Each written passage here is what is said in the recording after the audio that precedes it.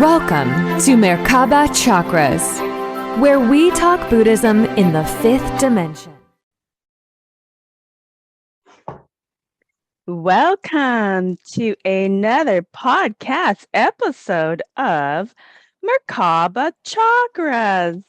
I'm your host, Vaughn Galt, and today we talk about how to cope with grief from losing a beloved family pet with pet loss specialist and medium author Karen Anderson. As an intuitive animal communicator, she will let us know what happens to pets when they cross over and what our family pets want us to know while we're living. So with that, Karen, welcome to Merkaba Chakras. Hi, Vaughn. Thank you so much for having me. It's great to be here. Yeah, I love this. I love this topic. And I get ghost pictures of my deceased pets. And so I know we're going to go through some of that. Maybe you can help explain that a little bit to other people, because I know other people get ghost pictures of their pets or they get communication from the other side. So we're going to kind of dive into the wonderful world of, pet heaven, I guess, or if all dogs go to heaven or all cats or all everything goes to heaven. So we'll go into that. So before we go into that, can you tell us your story for how you even got into this work? Because it's kind of unusual. It's crazy. It is a crazy story. If it hadn't happened to me, I'd go, that's crazy. That can't be. So I could do this as a child, as many people can. But in my case, my parents didn't quite support it. They were afraid of it. They didn't know what to do with it. So they discouraged me, which is really unfortunate, because imagine if they had been, helpful and encouraged me to pursue my gifts, who knows? But that was not the path I had to take. So I learned at a very young age to hide my communication with animals, because I thought everyone could do this. Think about it. I grew up in the 60s. I lived half an hour from Disneyland. If you think about all the Disney movies, every single animal in the Disney movies can talk. Mm-hmm. And I was also I watch cartoons after school. Well, all the animals talk in the cartoons. So in my world, in my reality, there was no separation between animals talking versus, animals not talking. I just thought all animals talk.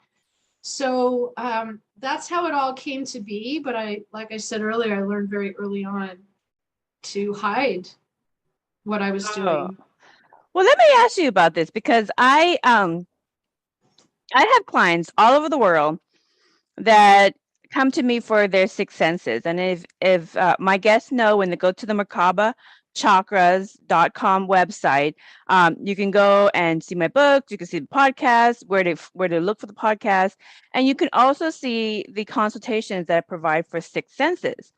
And I do get clients from all over the world who are parents looking for help for their child who have these they call it extraordinary or unusual sixth sense. I don't really think so. I think many children do have it. They're just being suppressed because the parents are not familiar with this territory, just like you explained with your parents. So let's go into the world of your experience with your parents and your sixth sense early on. So was there a specific event that came up that kind of scared your parents a little bit about your ability when you were a kid? Okay. I mean, there's got to be something that It all scared them, but I was able, at a very young age, I'm going to say around 5 or 6 years old, I was able to tell them that our family dog was a beautiful collie, a tricolored collie, was basically having a bout of pancreatitis. Now, I didn't call it pancreatitis as a 5-year-old. I call it a tummy issue. It's a tummy upset, which is pretty true. And that really kind of scared them. How did she know this? And then what kind of was the one thing that pushed them over the edge was I was able to describe departed human loved ones to them in great detail. Okay, can you give an example of Sure. yeah. Yes, so I could describe my great grandmother, my great grandfather. I knew their names. I knew their personalities, and my parents were just not having that. So they told me I had an overactive imagination, that animals don't talk, and I needed to stop. Okay, so I'm going to ask you some deep diving questions for children who maybe had this experience growing up with a parent, or parents who are going through this experience right now, just to further understand. Were you accurate about your deceased loved ones that you never met? You were Very much, accurate. very much so. They used to visit me in my room. I could see them as just as I see you now. There was a little more translucency from what I remember. This was a long time ago, but they were real to me. They would interact with me. They were not scary at all. It was never, it was fun. They loved me so much. I felt like there was such a bond there. Mm-hmm. Okay, so you had ancestors in Asia. We call them your ancestors, who decide to come back and be quote your guardian angels, and they just kind of watch over you. They don't really interfere, and maybe you know, a little gentle nudge, but for the most part, they respect your pre-life plan. But was that fall under kind of how you saw them when you were growing up? Was kind of a guardian spirit that was part of your family? I didn't know they were distant relatives. I just thought they were these people who loved me. So at that age, I wasn't able to put together that it was, an actual relative coming through.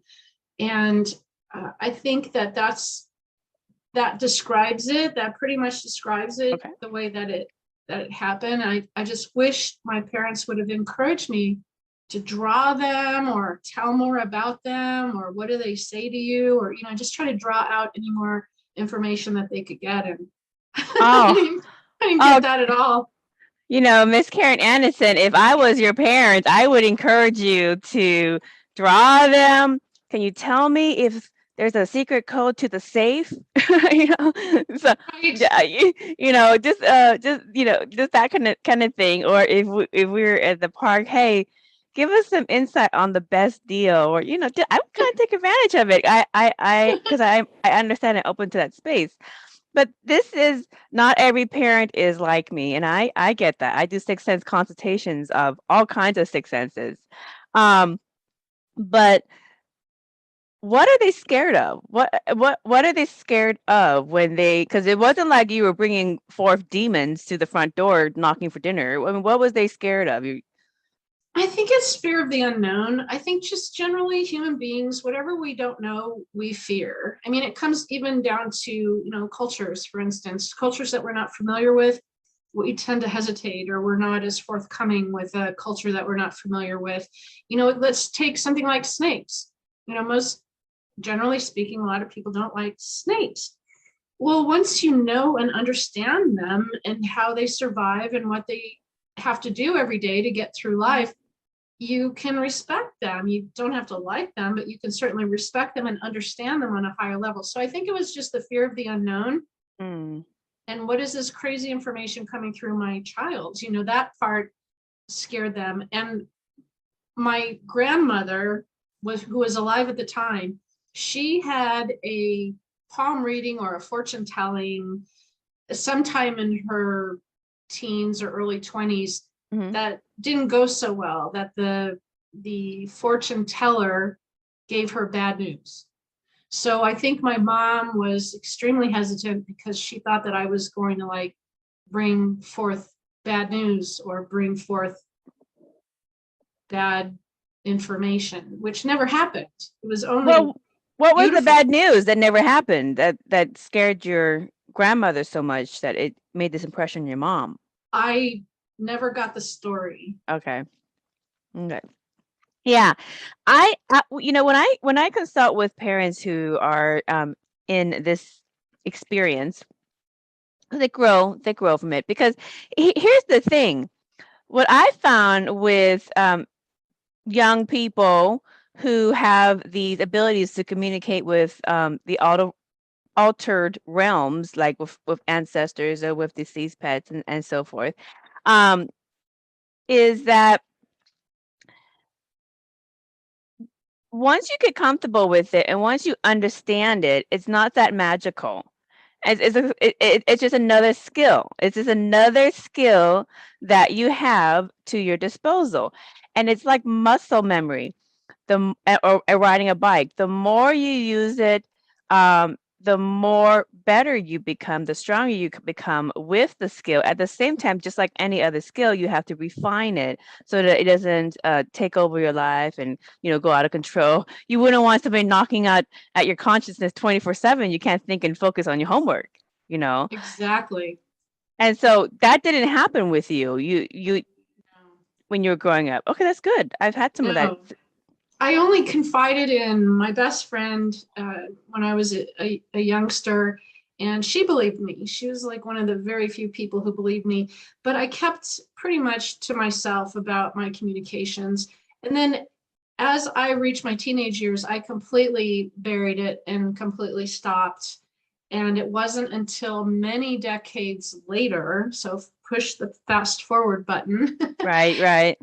And that's when it all came snowballing back to me again in what I would describe as the most unexpected way. I was a police officer in Colorado, and I was fresh out of the academy, and I was working the night shift, and I was the only female on the department, and I was basically thrown onto the front lines with your nearest backup car is sometimes a half an hour, 45 minutes away. They could be at home in bed asleep. So I had to learn how to very quickly walk into a situation and start reading the energy. And I did that not knowing I was doing it. I did it to be safe and to go home at the end of my shift. But what I was doing, Vaughn, is I was learning very early how to read energy. And I taught myself how to read human energy, watching their eyes, watching body language, watching just everything that was happening. And here's a perfect example. Yes. Two people are fighting. You walk into the room, they're not fighting anymore, but you can feel the pressure. It is thick. You can cut it with a knife, right? That anxiety and tenseness. So that's an extreme example, but I learned to pick up on the subtleties of energy when I was conducting interviews, when I was on crime scenes, when I was called to try to figure out, who's lying, who's telling the truth. So that's where everything started to snowball. So who would think that a childhood ability to communicate with animals and departed spirits would come back full force when I was a police officer? I mean, that's crazy. Oh, I think it's wonderful because you were in a situation where you needed to tap into resources to help you get through this. And you tapped into perfect resources, very, very helpful. You just answered a question I was going to ask because I find this very common with children who have these quote unquote psychic abilities, which I don't really think they're psychic. They're just unused sixth senses. But anyways, what typically happens if you have a parent or guardian that is supportive and will let you draw pictures and all that kind of stuff within realm of you still have to do your homework and you still have to take a bath and brush your teeth, all that kind of stuff, not let it take over, but is it pretty much supportive, then those children basically perfect that skill very, very well. Or you get the opposite, which is what you got, where you got the full stop. This scares me. Don't do it again. And then you suppress it and it always comes back up like a ball. It just pops back up when you're much older at a random time. And so there's really no escaping your sixth sense. It's going to come back and you're going to basically learn to adapt to your natural ability. So let's move forward to now. You're retired from the police force, right? I did.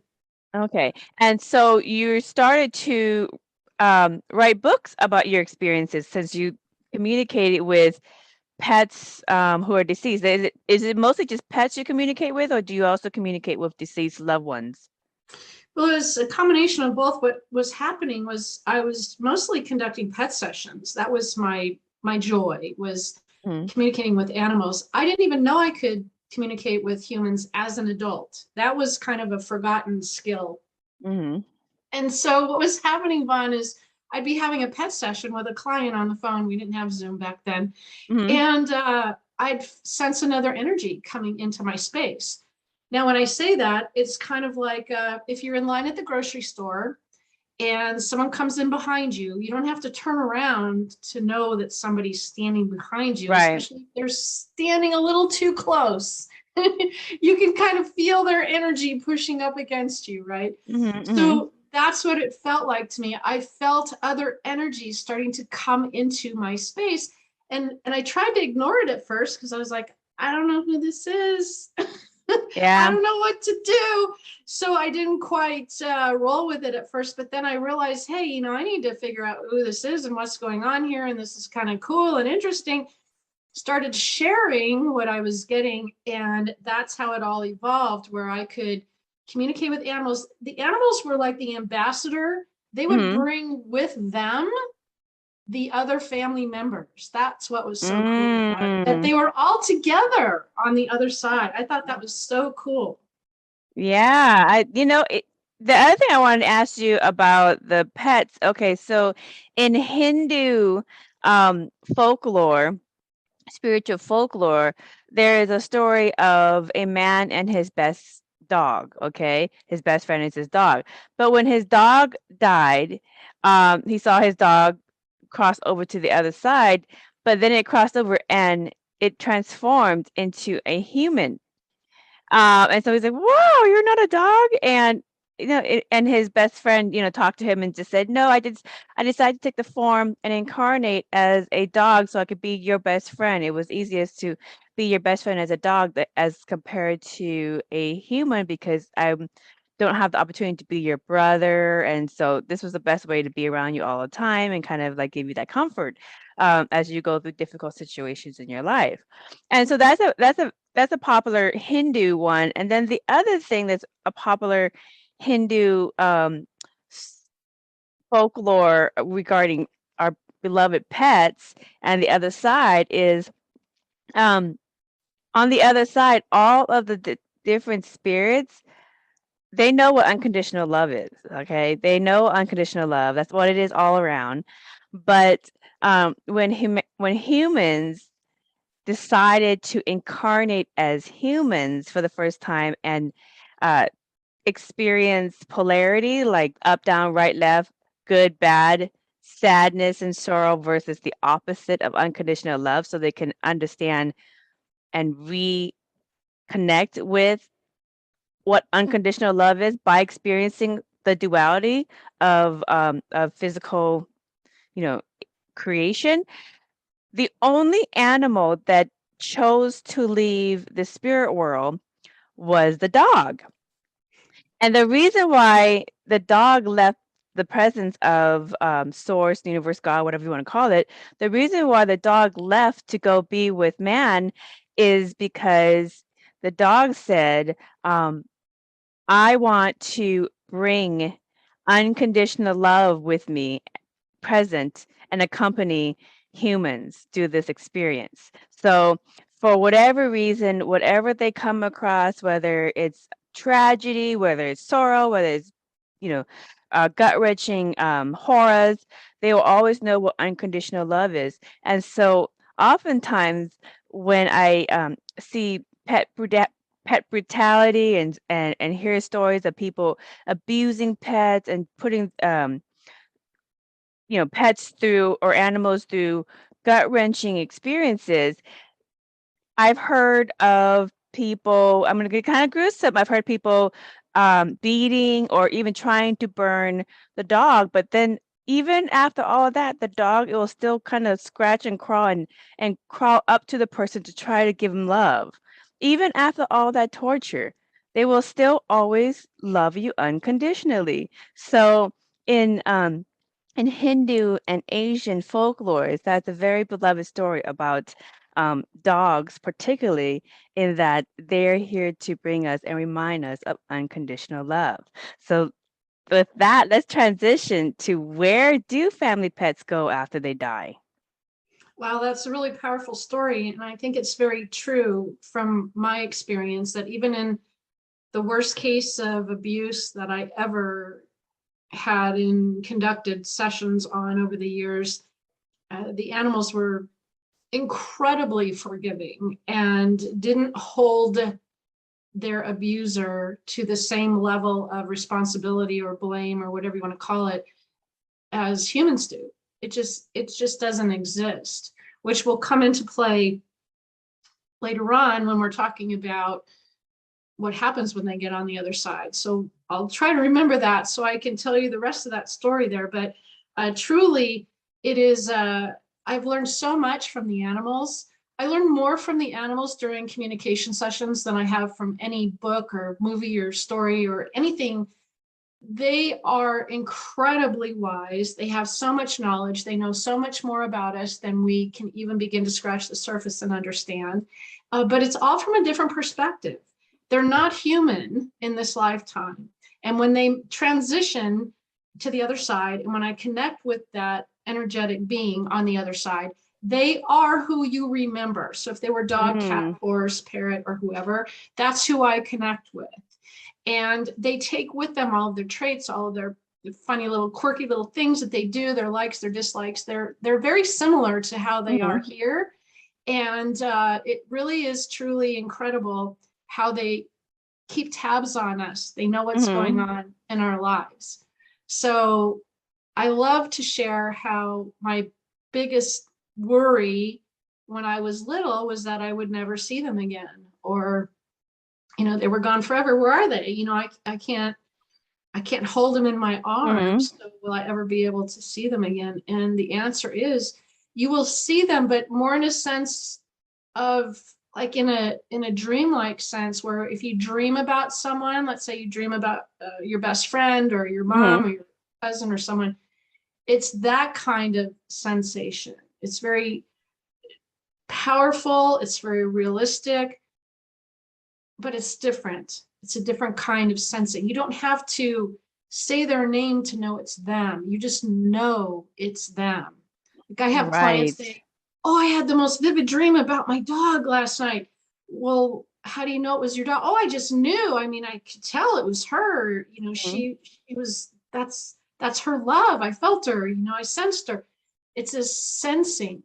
So yes, you will see them again. Yes, you will sense their energy around you.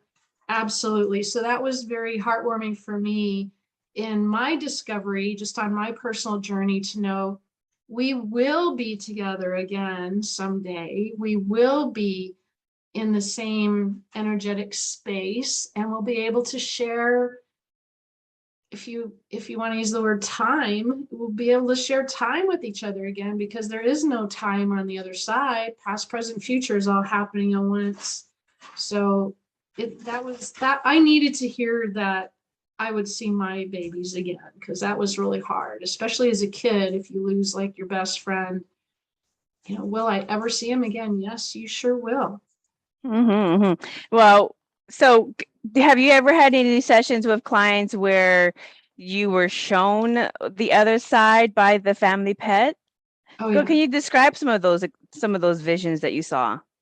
Yeah, it is really an incredible experience. And the more time that I spent on the other side, and let me just clarify, the other side isn't somewhere else. So I'm sitting in my office right now where I conducted my sessions for the past 20 years. So when I would conduct a session, I open a space. It's like opening a door or a window, and I draw the spirit energies to me. So I'm not going somewhere like, up in the clouds or down to Middle Earth. I'm right here in my office. But what you get to experience, what you get to see with your other senses, is completely off the charts, indescribably beautiful. The sensations of love and comfort and just the peacefulness that is there and around you.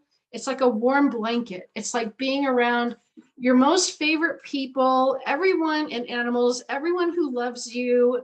There's such vivid colors everywhere, indescribable colors, and you never feel like you want to leave. You want to stay there. So, and this is all around you. This isn't some foreign, strange place, or it's all around us. And that was a big kind of surprise for me, because I never thought of the afterlife, the other side, heaven, whatever you want to call it, as being literally around us, parallel universe.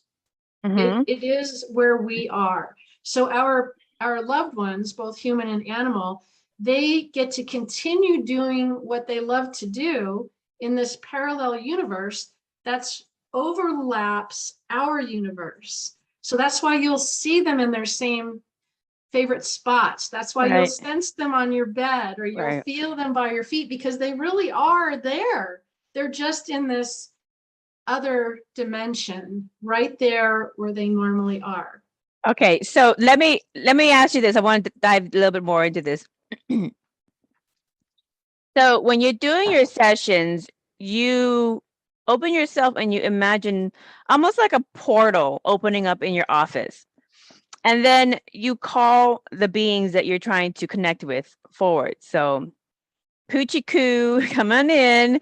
Right. Okay, and then, whoever you want to bring, whatever friends you want to bring with you. So you call the spirits forward, and then they are existing in your presence in the dimension that they're in. And Yes. in Eastern metaphysics, in Buddhism, for example, that's my specialty.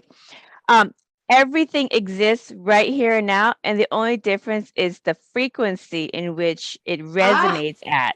Okay. I get it.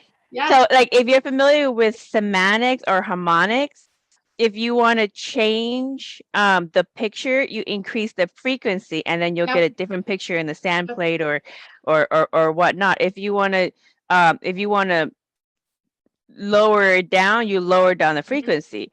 So it's just a matter about frequency. And so if you want to tap into and see and engage with the spirit world, you have to raise your frequency in terms of your level of consciousness, to increase your aura field to that energy level, to wherever they are at. And if they want to be where you are, they have to lower it down to where you are. But because they don't have a physical body, it's really hard to lower completely down to the dimension or physical resonance that you're at. So they kind of meet you halfway, where that's where you sometimes see them as a residual, or sometimes they may show up in your pictures. And also why I call that kind of the space in between. So yes. I raise my vibration, they lower theirs, and then there's the space in between where it's atmosphere, where we don't quite meet. That's where a message might get misinterpreted. Because I can hear what they're saying, but I didn't catch every little detail of it.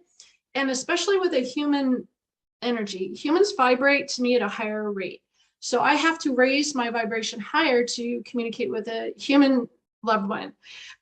And in that vibration, it's almost like they're on a merry-go-round. When I first started, as that energy was circling back around, I would hear, and then it would disappear again, and then it would come back, and then it would disappear again. And I would hear like a skipping tape. And it wasn't until I learned how to continually raise my vibration that I was able to get a complete word or a complete sentence, because of that movement of the vibration and just how we're trying to meet in the middle there. So I totally resonate with that. Makes sense.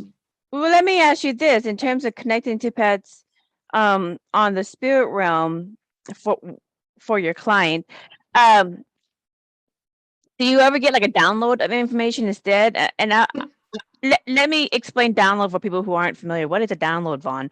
A download is like basically what you would think a download. It's an instant knowing of the answer. You kind of see an image. You all of a sudden you get an image, and that image is like has like 1,000 words in that image, and then you have this knowing that you just know that this is the one.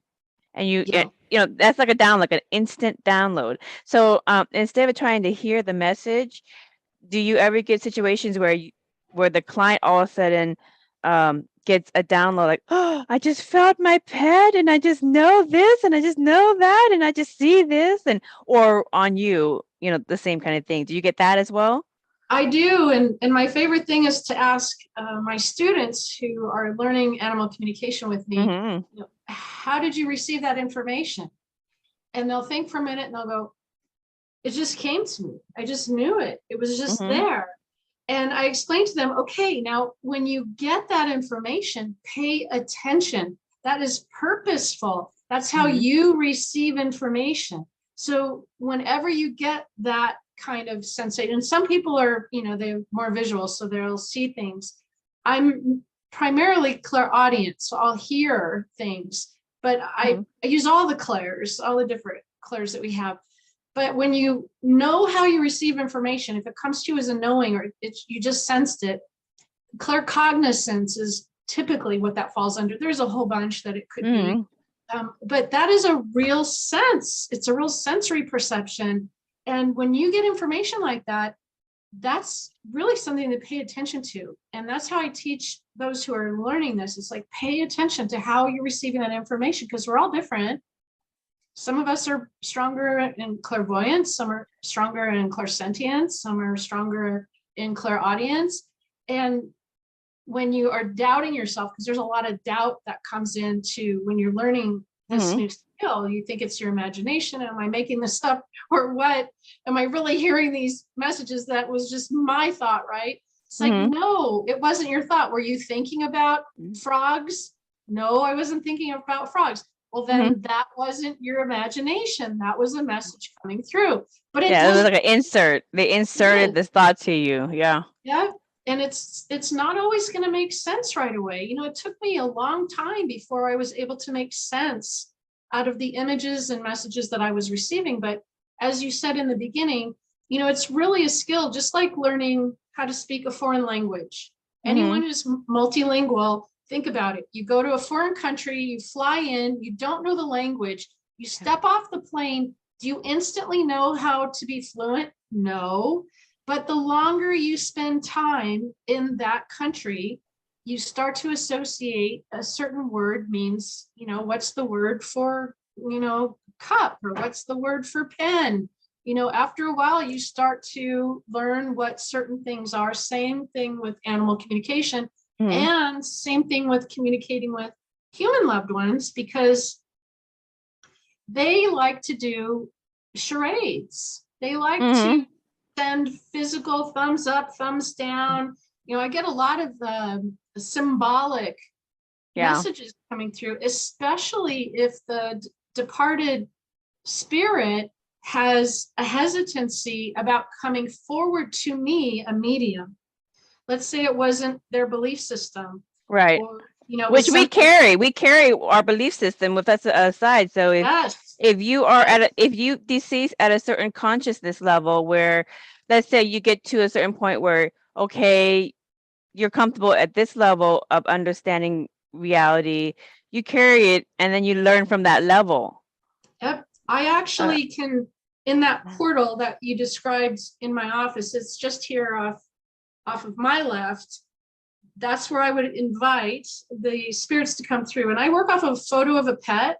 I do not work off a photo of a human. The human comes through because I invite them, but I like having pictures of the animals because I love animals. So I love seeing who I'm connecting with. And also because it gives me kind of like that animal's phone number. It's like I can dial them up energetically a whole lot faster if I have a photo. I can still do it without a photo, but I'm kind of a lazy animal communicator. I don't want to work that hard. Yeah. I just want the photo because I can get there a lot faster.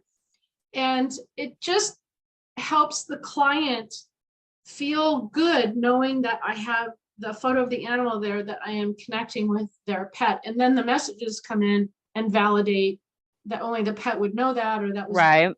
there's no way anybody else could have known that. But when the humans come through, what I was going to share with you, if they have any kind of hesitancy, or if their belief system or their faith or whatever wasn't conducive to a mediumship session, they will stand a little bit off to the side, or just out of the spotlight. I have this beam of light that comes down. I ask them to step into the white light. If they step into the white light, I can see them. I can describe what they're wearing. I can describe their facial features. And if they stay just outside of that light, I could just kind of see shadowy images. That's usually somebody who has some kind of hesitancy, that doesn't feel comfortable stepping forward. And that's fine.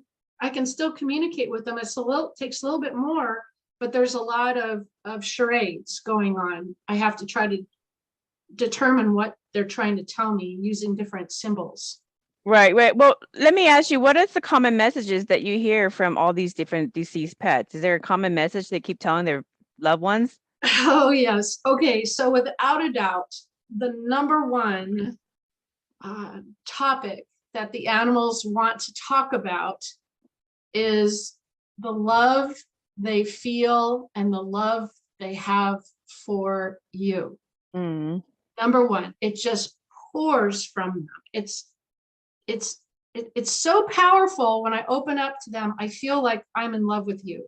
That's how powerful it is. I feel that love. So they don't want to talk about how they died. They don't want to talk about what happened. They don't want to talk about their illness. They don't want to talk about losing a leg, losing an eye. They don't want to talk about their kidney disease. Human wants to talk about those things. Animal doesn't want to talk about those things. The animals don't see the need of wasting precious energy, because it takes energy for them to send me a message. Just like an email. You can't text me and you can't email me if your computer or your phone isn't charged up or plugged in.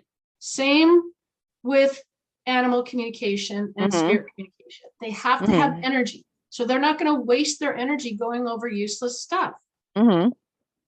So they talk about the love they have, the love they feel, and usually very happy memories. It's usually always good.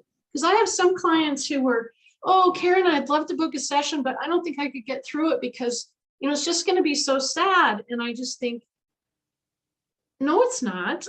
No, it's not. My sessions are amazing and uplifting and powerful, and they leave you like on cloud 9. There's nothing sad about my sessions, because the animals talk about such positive topics, and they do their favorite topic. Their number one topic is to talk about themselves. That's their favorite thing to do. And their second favorite is themselves. So I'll let you just imagine what their third favorite topic is. You? Themselves. Oh, okay. That's what they love to talk about. So intermingled in there will come out specifics about their life, what they did, maybe something you're going through. I get everything that comes through in a session, from someone having dental work to car trouble, financial issues, relationship problems. And you get this from the pets? This information comes from the pets? Yes, really? You even get financial advice from the pets? I've actually gotten some stock advice from a departed human spirit, not an animal, but okay. a departed human spirit. I had a horse one time. A departed horse showed me upside down numbers. I couldn't figure it out. I'm like, why am I seeing upside down numbers? So it was still really early in my career. I was like, why am I seeing this? So I had to ask the client, are you doing anything right now financial? Is there anything going on? And yeah, actually, we're in the process of buying a business. And I said, well, I'm seeing numbers that are upside down. I said, I don't know what that means. And she goes, well, I know what it means. She said that they got copies of the last year's tax returns and they found that the company was actually taking a loss. Okay. So they had to call the deal off. So, the horse didn't come right out and say, don't buy the company, it's taking a loss. But I saw symbolically upside down numbers. Right. And then you decide based off of the information. Right. Well, that's really helpful to know that you can really tap into a lot of different topics besides how you doing, Poochie? How you doing, doggy? Okay. Well, let me ask you this. Do pets reincarnate again and find you again? All the time.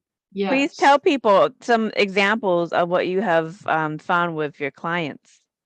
Well, let me just start off by saying not every animal feels the need to reincarnate, and no amount of wishing, begging, or bribing will get them to return or reincarnate if it is not in their plan, their sole purpose. It has to already be something that is in the highest and best interest of that individual soul. So you have to just realize that if it was meant to be, it'll be. If it wasn't meant to be, it's not going to happen. But on a positive note, yes, reincarnations happen all the time. And I've even seen instances where the same animal has come back several times in a client's lifetime. Yeah. So yes, so the same animal coming back several times. So the good news is, yes, they do come back. The bad news is the shorter time the less time they spend on the other side, the shorter their life will be when they come back. Why is that? Why? I don't know. I think I have some theories, and I think it's because the longer they stay on the other side, it's like being in pure bliss. It's like being in such a perfect space, and coming here on earth is really hard. It's dense. Just our atmosphere, just being here, life is really hard, and I think it wears a soul down. So the longer the soul gets to be like on vacation on the other side, the longer their lifetimes are when they come back here. So if you have just recently lost a pet and you're begging, pleading, borrowing, and wishing that this pet would come back to you right away, my experience has been that if they do come back to you right away, they're not going to be here for now there's exceptions to every rule, but generally speaking, they won't be here for as long as a lifetime as you would want them to be. That's been my experience. Someone else may have a different experience, but that's what I have seen, and that's what I've documented. So the longer they are on the other side, the longer their life will be when they come back in body again. Okay, so quick question about that. So for pets, from what you're finding out, there's your pet who wants to say something. When they go to the other side, if they choose to reincarnate again, and they didn't stay in the spirit world long enough, then they will not live as long. So it's almost like a charging station. The spirit world is like a charging station. Okay, so if you don't fully charge your batteries, it's just not going to play very well or for very long. Okay, well, that's interesting. Does that technique apply to human spirits who cross over? I tend to not see reincarnations very frequently within 100 years. 100 years. So it's not like, because I have seen some, so with the pets, for example, I have a client and also friend who we go through her whole photo book, and I see the same dog 4 different times. Okay, that's different. That's different. Yeah, it's the same two dogs, little dogs, black and white dogs with the same practically the same patterning. One's black, one's white, and they have opposite contrasting colors. But anyways, it's 4 different sets of dogs, but they all look exactly the same. And it may be that she's picking out the dogs that look the same, but or maybe somewhere unconsciously she's picking out, well, you look like my other dog, so Right. for some reason I'm going to look for the same patterning of the dogs. But it's always the personality and the behavior is much the same. And I've seen this where she has lost a set of dogs. A year or 2 later, she adopts very similar looking dogs, and they go straight to the previous dog's favorite items and go right into their favorite bedding, and it's almost like they never left. And so and this happened also with her cat too. Her cat passed away, and 2 weeks later, the similar looking cat came in the front door and was just sat there waiting for her to let her into the house. And it kind of spooked her out. So the cat ended up being a pet of somebody else in the neighborhood. But how do we know it's the reincarnation of the previous set, or it's just the owner's wishful thinking of adopting a similar looking dog or cat? I think, and I'm speaking from coming from my law enforcement background too, where if you didn't have evidence, you don't have a case. So I think on some level, you have to look for the evidence. Are they doing the same things? Are they using the same toys? Are they sleeping in the same bed? Are they having the same behaviors, the same characteristics? I think you have to look for the evidence. And truly, that is proof in and of itself. And is it a little bit of wishful thinking involved? Absolutely, there's some wishful thinking involved. But I think that also allows that reincarnation to happen. I think if you don't believe in reincarnation, if you don't believe that somebody can return to you, the chances that you're going to sense it or pick up on it diminish. Right. So you attract what you are. You attract what you are. Okay. Yeah. Absolutely. Karen, with the topic of reincarnation of human souls and spirits, you say in your experience it's typically every 100 years.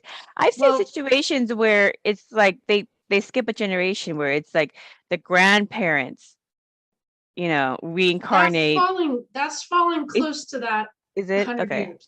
That's falling similar in there. And again, there's going to be exceptions. Here's what I found about reincarnation. There's no rule book. There's no checklist.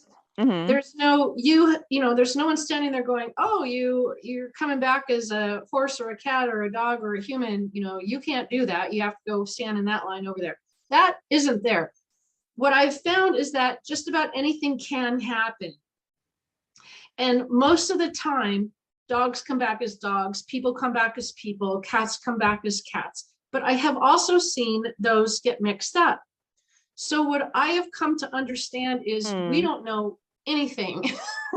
What do you mean by mixed up? What like their grandparents come back as the family dog, or the family dog comes back as their daughter, or yes. Oh, really? Yes. Okay. Yes. So is it the concept of soul groups, and they're just changing roles, changing outfits?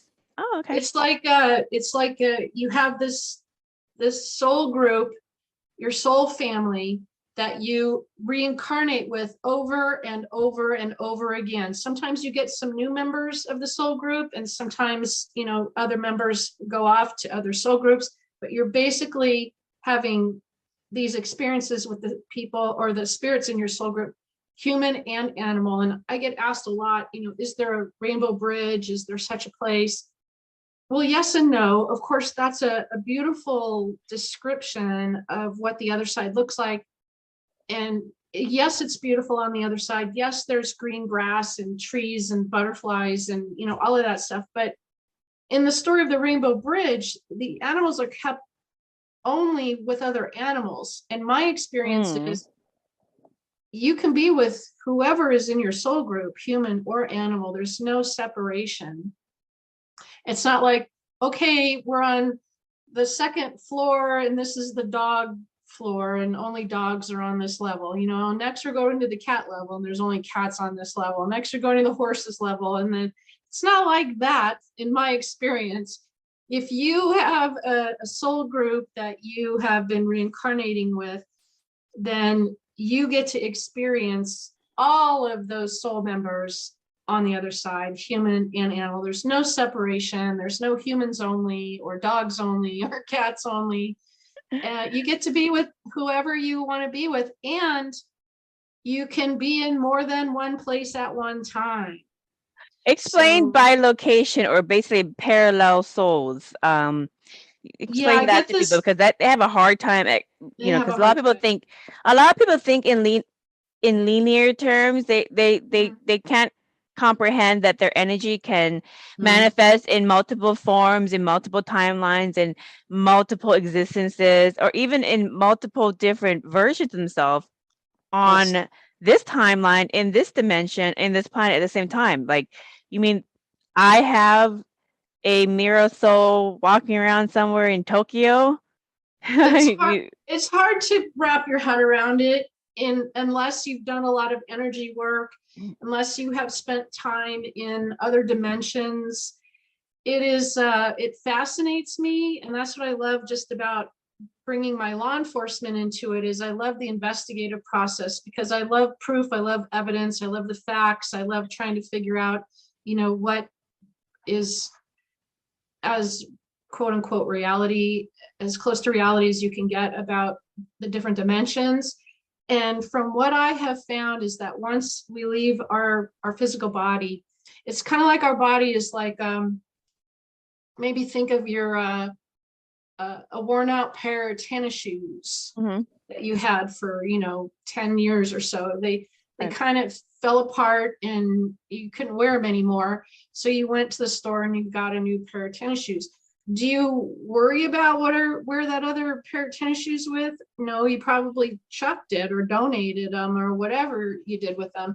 So the spirit will go into a new body, just like you bought those new tennis shoes. So it's not a matter of leaving a part of it behind, because the soul's going forward. It's always moving forward, and it's always about progression, a soul's progression. And what your soul is progressing to may change in your lifetime, or it may take several lifetimes for you to progress, based on whether or not you're paying attention to the clues that are around you and the lessons that you're presented with. You may have to come back time and time and time and time and time and time again to repeat them. But back to what we were saying about how they can be in more than one place at one time. Oh, Karen, those life lessons can be difficult, because some people just do not want to give up certain things. And so they, it's like the person who keeps reattracting the same abusive relationship over and over again. It's like, how many ex-husbands do you need to have before you realize, that you've played out this storyline so many times. Yes. And you still don't want to learn from it. So, but you know what? There is no time on the other side. So if it takes you many, many more lifetimes to finally get the lesson so you can grow from it, then that's the value. So, I mean, the other side's not going to sit there and go, God, it took you 1,000 lifetimes to get over anger. No. Or 2,000 lifetimes to get over forgiveness, to forgive people. Right. So, but they're not going to judge the other side. They're like, well, it's all the same. 1,000 years, 2,000 years, 5,000 lifetimes. It's all the same. It's just as valuable as one. Yeah. Drop in the bucket. 1,000 years is nothing. In the afterlife, it's nothing. Yeah. So it really is. We're all here for a different soul purpose. Our soul is here to learn and grow spiritually, if you will, and to evolve spiritually. And just in my lifetime, I went from being consciously a non-believer in anything that we're talking about right now, until it happened to me. That's when I went, wait a second, there's some really weird things happening around me. What is going on here? So maybe if you're thinking, this all sounds too, out there, you just haven't had an experience to where you go, wait a second, there's more to this than meets the eye. I need to find out more. And that's what happened to me. Is it started happening, strange things started happening. I started learning more and more about it, reading whatever I could.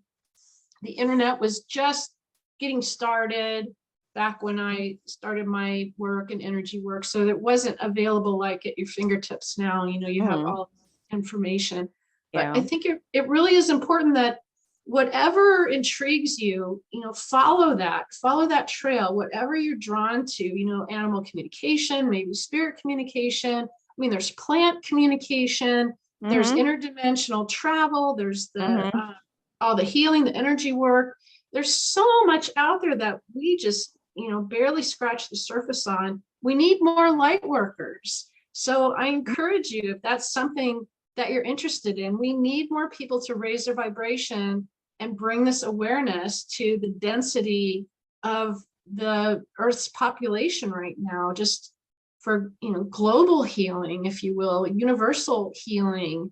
And I am just like so amazed at what I have learned over the last 25 years. I have transformed from somebody who would have sat here and thought what you and I were talking about was a bunch of hooey. I wouldn't have believed it. No way. And now look at where I am. I write books about my experiences, and I have documented over 20,000 communication sessions. And there's so much still that I haven't learned. There's so much still that I haven't experienced. That's the part that's exciting to me, is what else will happen? What else will I come to know? And I hope a lot more. Well, there is a whole lot more in creation and existence that you could ever imagine. So, what I always tell my clients as they are getting into a sixth senses and their sixth senses are evolving to other sixth senses and on and on and on, is you're never going to know it all. And trying to learn everything is you're just going to overwhelm yourself and you're going to short yourself. So just take it one day, one experience, one sixth sense at a time, and kind of go from there, and just enjoy the process, because you're still going to learn, but you're going to have fun doing it and enjoying it. And just really quick about the family soul group circle, of reincarnation. I don't know if you had this with any of your clients, but I know of a case where this woman has 3 children and like 5 different dogs. So 5, 6, 7, 8. So 8 total. She has three human children and 5 dogs. So 5. She's a pet parent to 5 dogs. Now, in a reincarnation session, in a past life regression, she had 8 children, and those were all her 8 children. But in this lifetime, because she's focusing on a higher quality of life, she's, everything's much more expensive, et cetera, et cetera. She's not able to have the experiences that she wants to have with 8 children. Okay. So in this lifetime, somehow those same souls manifested as 3 human children and 5 dogs. Okay. Have you had that situation where it totally makes sense to me. And here's a perfect example. Let's say that you were destined to reincarnate with your horse.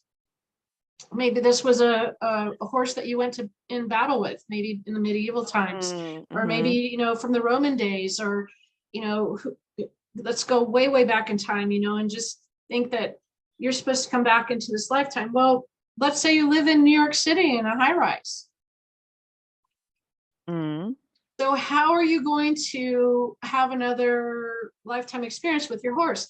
Well, that spirit of that horse can choose to come back as something a little bit more in your current lifestyle, such as a smaller companion animal, maybe a house cat, maybe, something, a small dog, something of that nature.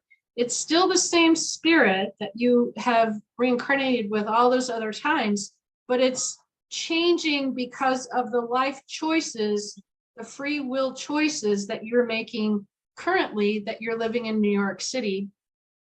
Right. And you can't have a horse. I mean, you could rent a stable and all that other stuff, but you know what I'm saying. I know what you're saying. And the other question with that also is about spirits recognizing each other. So what advice do you have? So let's say you talk to a client and he got over his grief and moved forward.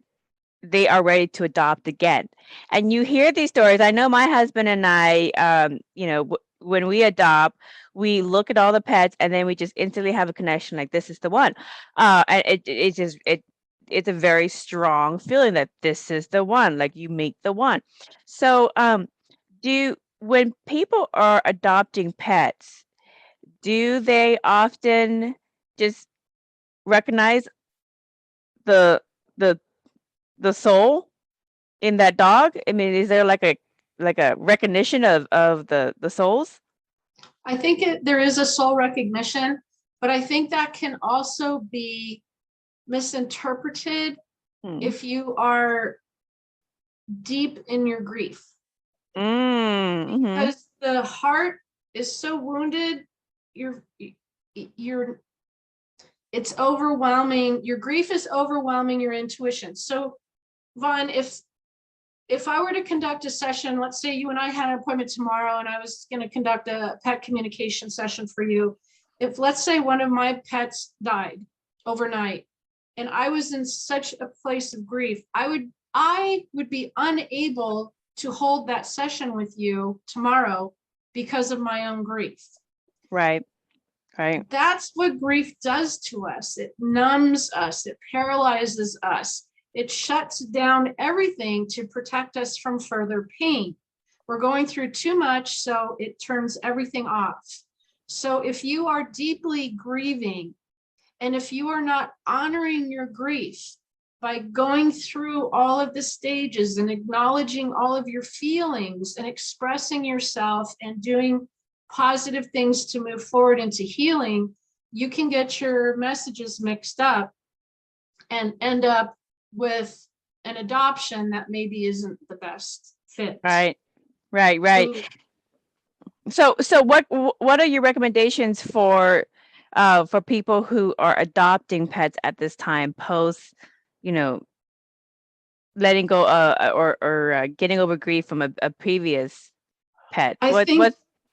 I think it's a double-edged sword. I want to say, on one hand, I want to say, take your time and be patient on your journey through grief. You've earned that with your pet, the one that just passed on. Right. And for me, I have so many that they all need me. So if I lose one, I still have so many that need me that I can pour my love into them. It's not like I'm going out and adopting another one because I have so many that still need me. So I would say just be very mindful that your body and your spirit is going to be deeply affected by grief, and it can greatly alter your decision-making ability. So it's always wise, not to make any big decisions. And a pet is a big decision. This is a lifetime commitment. So I have a horse that's getting close to 40 years old right now. It's a family member. So yeah. Think about it. This is a really big decision. So my recommendation is to wait until you are emotionally calm. Doesn't mean the pain's going to be gone. The pain will probably always still be there on certain levels, but just wait until you can make decisions easily again, comfortably again, and that you're thinking clearly and have someone to bounce things off of, have a friend or a family member, somebody that you trust, go with you and, hey, this feels like a good time to me, and really take your time through that. I think if you rush into it too soon, you'll get into one of those situations where, it really wasn't the best fit. And that can be really traumatic too, because then you have to maybe even rehome, and then you're going through another loss at that point. So right. What are your thoughts on people who claim that they feel that their deceased pet is around them? I'm gonna give you an example. Like my friend, she lost her Saint Bernard. He's massive. Okay, he's like a whole nother person sitting next to you. But anyways, she lost her Saint Bernard. And within a couple of days after his passing, she was sitting in bed and she was telling everybody that her Saint Bernard came and visited her. She was thinking about him, and all of a sudden, and she said, it wasn't in my head. I wasn't thinking about this, but her bed sank in like her Saint Bernard would sit next to her. It sank in, and like the weight of the bed sank in, and then she saw the impression. It didn't scare her because it felt like her Saint Bernard. But you have people who have recently lost a deceased loved one, a deceased pet, and they really feel like, oh my goodness, it really feels like my dog just jumped on my bed. What do you say about that? It's really them. And when we have a moment like that, it is so important to acknowledge them, say, oh my gosh, I just felt that, do it again, and invite them and tell them you appreciate it. It took so much energy for them to do that. If you even realize, if you were like down to like, less than 10% on your phone, you'd be making really short phone calls, right? You wouldn't be Right. like, doing long-term stuff. Well, just imagine that their energy drains every time they send a message, or anytime that they send a manifestation like that. That's a huge energy drain right there. So for you to not acknowledge them, it's a big disappointment to them. They don't get mad at you, but imagine you were trying so hard to get your loved one's attention, and they said, that's just my imagination. Yeah, it's like, it's like that scene in the movie Ghost, where Ghost, where Patrick Swayze was like doing all his energy to push the penny up the wall. Yep. Yeah. And to kick the can. Remember how he had to learn how to focus his energy to kick the can? That's very realistic. They did a great job there of that. So the thing to remember is, not all animals are going to come to you in dreams. Not all animals are going to manifest by jumping on the bed or rubbing up against you or knocking something off of the table or opening a door, going through the doggy door. But when they do, please know that you are so lucky, and that is so amazing. And you can tell them right then and there, thank you. I loved it. I know that's you. Send me another sign, and then invite them to do that. If you're comfortable with it, invite them to do that, and be sure that you call to them by name. Don't just say to anyone, because you don't want just anyone showing up, but you want your special angel. Okay, so call them by their name. All right, call to them by name. Let them know, I felt you, I saw you, do it again. You came to me in my dream last night. It was wonderful. I'd love for you to do that again. And just remember, just like your cell phone, plugging it in, they need a source of fuel. So this is very important, especially for grief-stricken parents. When you are grieving, you are not a source of energy. Your energy is draining, because what are you doing? You're grieving. You are trying to get through a really tough time.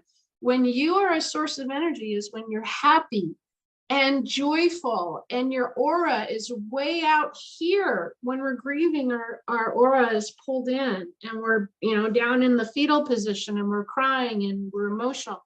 So your departed pets can't draw energy from you to manifest, to come to you in dreams, or to send you a sign or a message when you're grieving, because you are not providing a source of energy to them.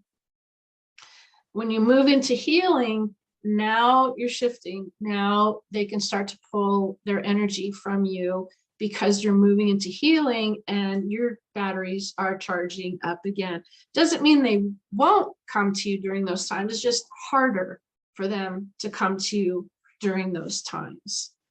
Good advice. Good advice. Now, some pets can detect medical issues like tumors in your body. And actually, my handicapped brother, he has seizure dogs who will, before he has a seizure, pick it up somehow through the ethers. But before he has a seizure, he goes and he finds us on the property somewhere and lets us know. And then it's like, follow me. And then he leads you to my brother. And then my brother has a seizure. And this happens all the time. He actually got, they actually wrote an article on, in this area for a special needs article in a local publication about him. But What are your thoughts on dogs having the ability to notice medical anomalies in your body? I actually believe that animals can be interdimensional. And I know that's going to sound really wacky to some people. I do believe this. So in that, so what you were saying there, I believe that the dog's senses can go into a different dimension, literally like feelers, if you will, Mm-hmm. and they can pick up on those anomalies and then report back to us. And I think they have the ability to do this. I think cats are incredibly good at doing this. That's why cats were worshipped in ancient Egypt, because they were like seers. They could see into the future. They could see spirits. They could see things around them. Ancient Egyptians were like, whoa, you know, what we got here. So I do believe that animals have the ability to go into different dimensions like that and to pick up on something such as disease or a tumor or something that is an imbalance. Energetically, imbalances are easy to pick up. You know, in our human body, as humans walking around with normal consciousness, not so much, because we've got so much going on and our brains are clicking a million times. But energetically, when you're an energy worker and you focus on someone's aura or someone's energy, it's very easy to see the imbalances. Their chakras aren't lined up right or need to be cleared, or there's some other kind of balance. The adrenals are drained or whatever it is. Yeah, their auras are pulled in. So energetically speaking, it's fairly simple to see imbalances. Even if you're just out in public and you just kind of watch people, you can kind of tell just by being a good observer which people are balanced and which people are not. And so I think that these dogs that can sense tumors and diseases and seizures and things like that, you know, we need to learn from them. We need to really pay attention and study that. And I had this happen to me recently. I accidentally ran into the arm handle of a recliner, and it caught me right in the shin. And it left pretty much a $50 size, really bad cut on my shin. Well, it wouldn't heal because it was in a really bad spot there. And it was really painful. And I had like several layers of bandages over it. And it never failed. Whenever I sat down, I have 3 little dogs. One of them would come over and put his nose right next to that boo-boo. And it was like, and he didn't do it like to sleep, to put his head there to sleep. He put his head there and would look at me like, I know you have a boo-boo here. I can tell there's a boo-boo here. And they know where we're hurting. Yeah, and many people have probably had this happen. Like if you're emotional and crying, or you've been through trauma or something, or even if you don't feel well, you're home in bed, your animals will glom on you. They just want to be with you. They want to help you heal. That's one of the things that they're here with us for in this lifetime, is to help us through our challenges and to help us heal and giving us their energy.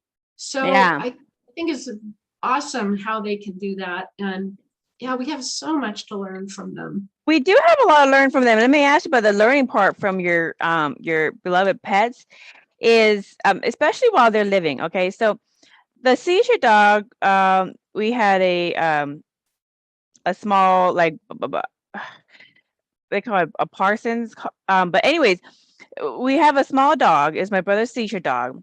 And when he was living, there have been many instances where my mother or my stepdad at night would wake up to him barking outside, and they would just be baffled as to, and you guys can look at my eyes and everything and do body language. This is the truth.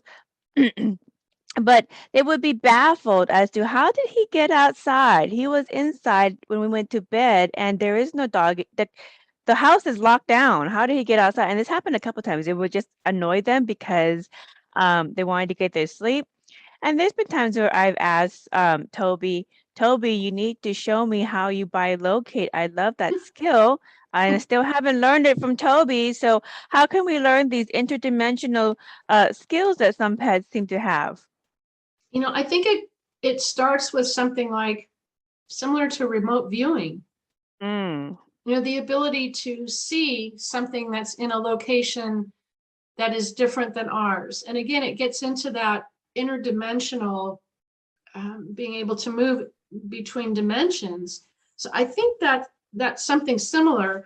I've done some remote viewing. I'm nowhere near an expert on the topic, but it really truly fascinates me. And I love that there are people out there that even the government has hired to do remote viewing for security purposes and that. So I think that might be something they can tap into. But remember, from an animal's perspective, they don't know that they're doing anything different or unusual or. Well, it's not remote viewing. He physically was outside. I meant bilocating. I meant bilocating. Bilocating, okay. I've never had any experiences with an animal bilocating like that. But that's truly fascinating. I love that story. But I think it starts with something like remote viewing, where they want to see something that's in a different location. All right. And maybe this dog heard something out there, wanted to protect the somehow family. Able to pull himself there. Somehow, Okay. Maybe that's and I'm kind of thinking of Star Trek, the whole beam me up, Scotty. They go into that little thing and the transformer thing moved them up. Yeah. Maybe that's how. Okay, because Toby passed away and he was a good little dog, but he never gave me his little secret on how to bilocate. So I'm kind of a little miffed about that. But any of you audience members, if you come into this sixth sense to bilocate, please reach out to me. I would love to do a consultation because I like to consult with sixth senses and help my clients with their evolving sixth senses. And I have not had a bilocation yet. I've had apportation, where you apport something out of your body from different locations, realms, etc. But I have not had a bilocation. And I always want to learn from my clients. So by locating clients out there who have pets or you do it yourself, if that is a sixth sense that you have, please let me know, because I know of a dog that did that. The other thing I want to know about is I had 2 cats when a long time ago, and I adopted them out to the nursing home. So they're nursing home cats.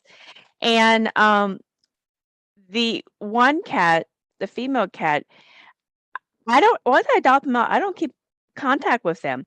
But somehow at my work, I got this phone call over and over again with this message: please come pick up your cat. Your pet cat is sick. She's looking for her owner. And I'm like, call the number, and it was a prank dial number, one of those automatic dialer numbers that you can pick up a prank message and then send it to that person. And I was like, oh, it's interesting.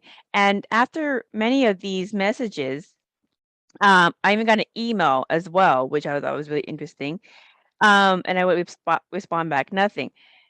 I located the cat from the nursing home, and I spoke to the owner, and she said, well, the female cat had cancer about 5 months ago, and we tried everything we possibly can, but she passed away, and yada yada yada. And I was like, oh, interesting. I was just communicated somehow that my cat passed away, and she had a message that she wanted to let me know about. And she said, well, that's really interesting, Vaughn, because recently I was going through her stuff, and I don't need 2 cat stuff in the apartment. So I was going through her stuff and trying to donate it out. And around the same exact time that I was getting these prank calls and messages about, find your cat has a message for you. And all she wanted was just to let me know that she had a good life with Madame, and that she passed on, and she just wanted to just have me acknowledge that. That's it. She just wanted me to know. That's cool. Have you ever had any of those kind of experiences with your I clients or with yourself? I have, there were many clients, some of my clients are with me from day one. So, we're spanning back 25 years now. Mm-hmm. So there have been many times where I did numerous sessions for them and I was with them through, every single aspect of their life, Mm-hmm. the good times, bad times, and sad times, and everything in between. And I would just get a random download, if you will, from one of their animals with like an urgent message. And one time in particular, I remember a German Shepherd came through to me and told me that he had a very serious heart issue. Mm-hmm. It was still alive. The dog was still alive. And I thought I was a little crazy because I was like, what? Where did that come from? So, I hesitated at first to reach out to my client because, we have to be responsible for what we say and what we deliver because we can be wrong. Mm-hmm. And Mm-hmm. I didn't want to upset this client. So I passed the message along. I did some meditation on it and I got some more affirmations that what I was getting was accurate. And I contacted the client and it turned out that he had just gotten some pretty devastating news that his Right. dog had this very serious heart condition. I also had a departed human reach out to me, whisper his wife's name in my ear 3 times, Mm-hmm. and I recognized the spirit, but it wasn't making sense because the man I knew was alive. Right. So maybe it's his So, higher self that's so I got communicating with really you. I got really confused. So I was like, why did he just come to me and say his wife's name 3 times? So I just sent her this obscure little email that said, hey, just checking in. Is everything okay? And right away I got an email. I can't believe you reached out to me. My husband was killed in a car accident. Mm. Mm. Yeah. So I've had that happen to me, those sort of things. We're all connected. We are all Yeah. interwoven. And what was so ironic is he was a big skeptic and he didn't believe in my work at all. And he used to give her so much grief when she would have Mm-hmm. sessions with me and just tell her she was wasting her money and that's all just a bunch of nonsense. And who does he come and whisper in his Mm-hmm. wife's name into my ear? Yeah. Yeah. And that happens too. I'm going to share my screen. I want to show you some pictures really quick. Okay. So, hold on. Oh, how cute. Yeah, so this is my a picture of me a long time ago. When I was younger. But anyways, these are my 2 cats. This is the cats that I adopted out to the nursing home. And this one thinks he's a dog.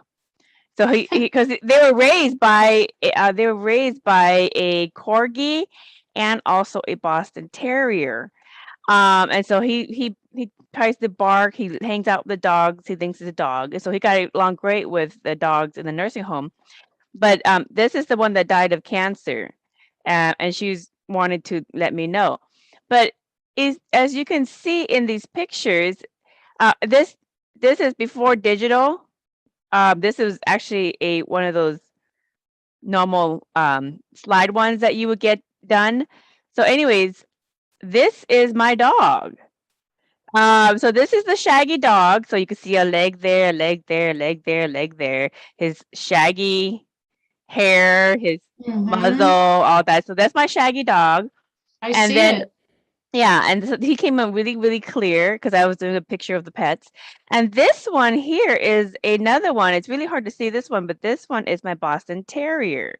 So here's a leg, here's a leg, here's a leg, here's a I leg, see it. and then his body. So but they always hung out together. But it was nice to see that, and it might be wishful thinking, you can say that, but that looks like a dog to me.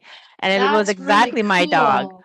But you know, they passed away and they still show up in pictures. So they do hang out and they still want to say hi to you. I get ghost pictures quite often. This one was in BC, and this is the Empress Hotel.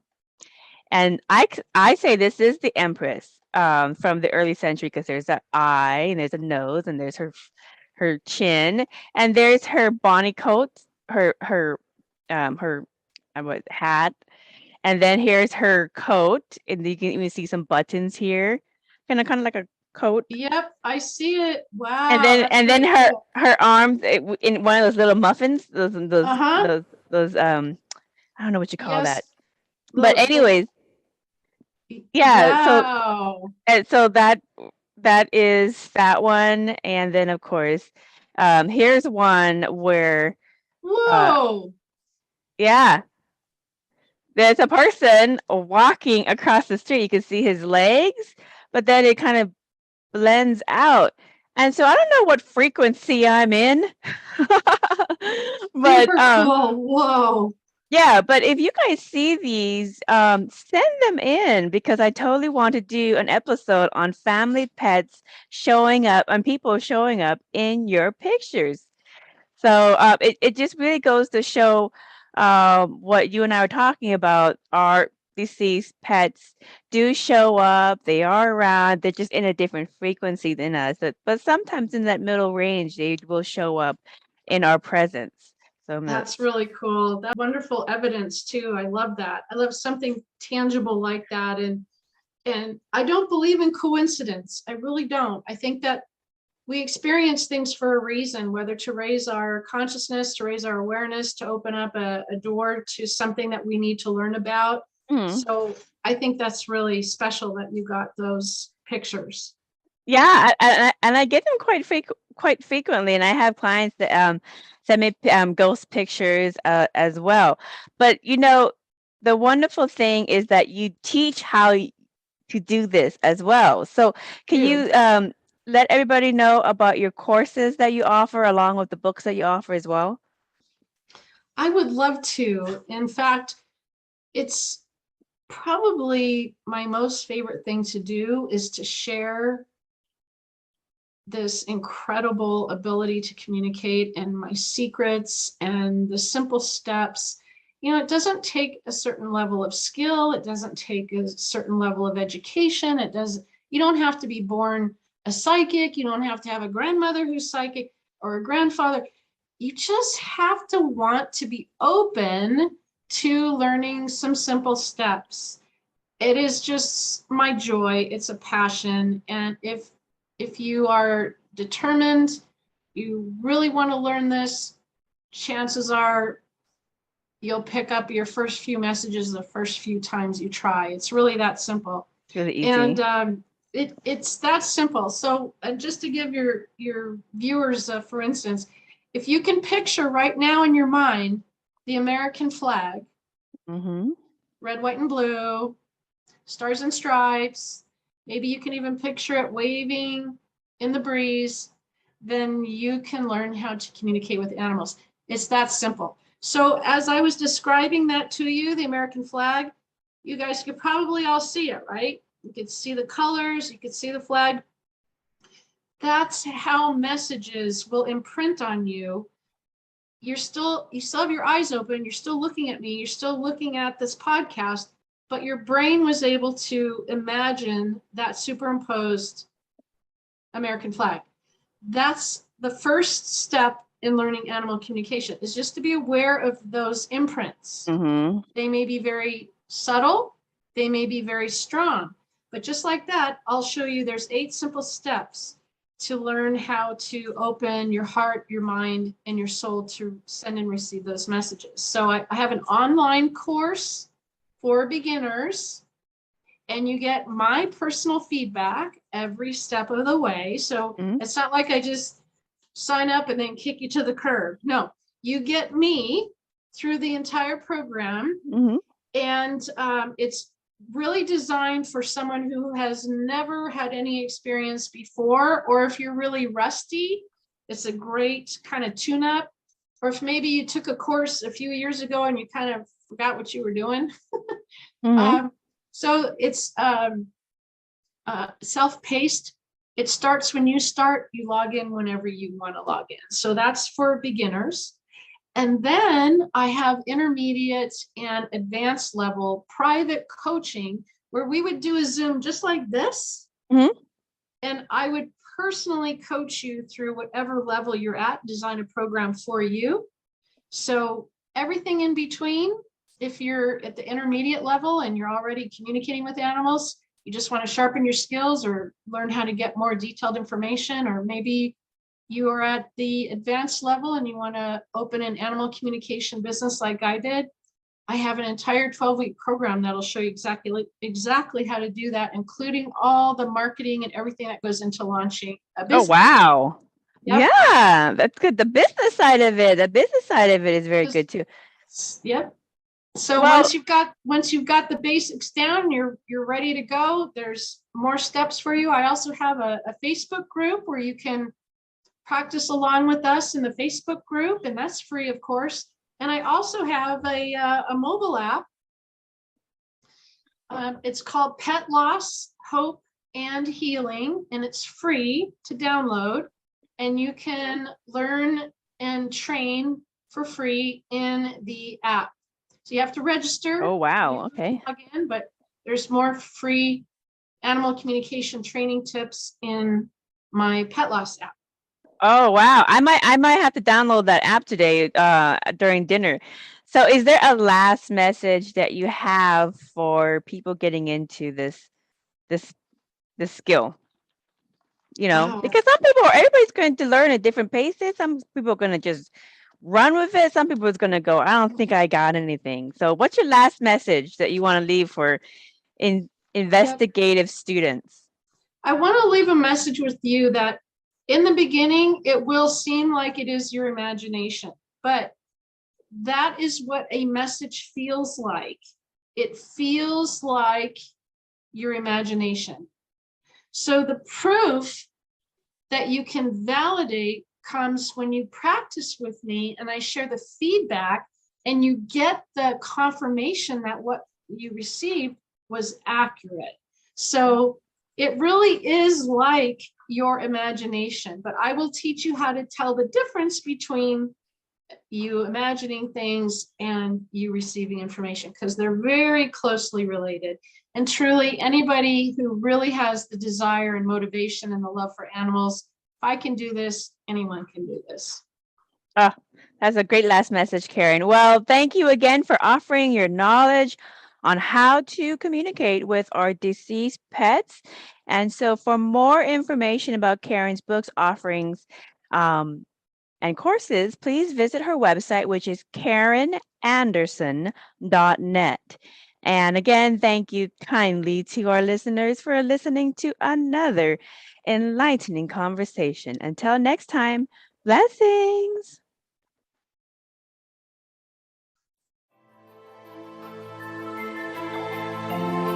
We hope you enjoyed this episode of Merkaba Chakras, where we talk Buddhism in the 5th dimension.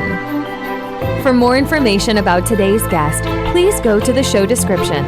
For more information about Vaughn's metaphysical work, please go to merkabachakras.com. The views expressed today are for entertainment purposes and do not necessarily reflect the views of the host or replace any medical or legal advice. Don't forget to subscribe for more interviews about the 5th dimension. Until we meet again, blessings.